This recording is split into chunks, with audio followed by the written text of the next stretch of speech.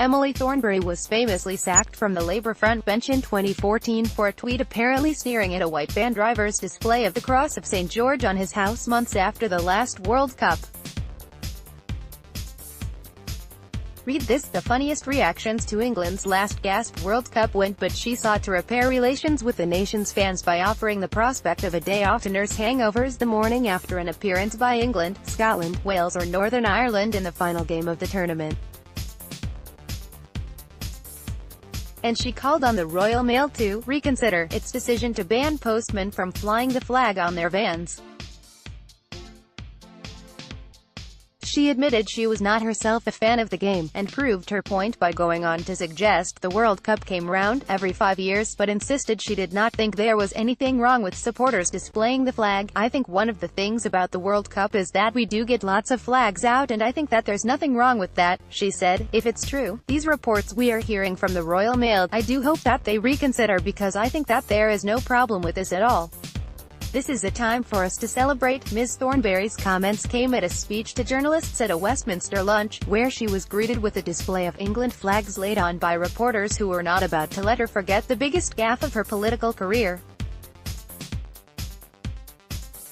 But a smiling Islington South MP took the joke on the chin, telling reporters that in her North London constituency there were all sorts of flags on show during the World Cup. "I can't pretend that I have the greatest interest in football, and I suspect that there's quite a lot of people like that," she said, "but I tell you how you could get more interest in football.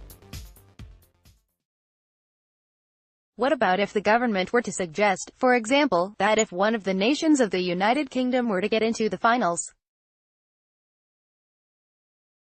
the next day will be a bank holiday? Why don't we do that every 5 years, and that would help to get everybody behind whichever team it was." Ms. Thornberry branded Theresa May a serial liar as she issued an impassioned plea for more honesty in politics. She said she would personally be ready to take TV presenter Richard Madeley's 3 strikes and you're out challenge of having an interview shut down if she did not give a straight answer, as happened to Defense Secretary Gavin Williamson last month. Ms. Thornberry said there had been an increasing normalization of dishonesty in modern politics, citing the rise of U.S. President Donald Trump as a sign that even the most senior politicians are now ready to say things they know to be untrue. "This normalization of dishonesty has also crept into all sides of British politics, in part one believe as a result of the debate around Brexit," she said. She named the European Research Group of Tory backbenchers and the pro-EU Back Together group of MPs, who she said were each engaged in earnest debate about how to get the best Brexit deal, when in fact one side wanted no deal and the other did not want to leave the EU at all. And she added, "Just look at the Prime Minister who, in the space of one interview last Sunday, claimed that she would fund a £20 billion boost on NHS spending primarily through the Brexit dividend." She claimed that the Brexit transitional period would definitely finish at the end of 2020. She claimed that she had not misled Dominic Grieve and Anna Soubry on the "meaningful vote" amendment, and after all that she had the sheer chutzpah to say, and I quote, "that she is a woman of her word." Ms. Thornberry said, "When it comes to what Jeremy Corbyn has called straight-talking honest politics and the kind of approach I've outlined today, that does mean setting your standards high, and, yes, it means we will fail those standards from time to time and we will be criticized and mocked as a result.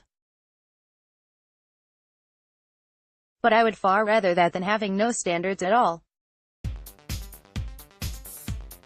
Answering questions from Westminster journalists, Ms. Thornberry declined 3 times to discuss allegations that Labour General Secretary Jenny Formby was previously a member of Militant, insisting she did not know if that was the case, and said she had smoked cannabis a long time ago, but no longer thought it should be legalized for recreational use.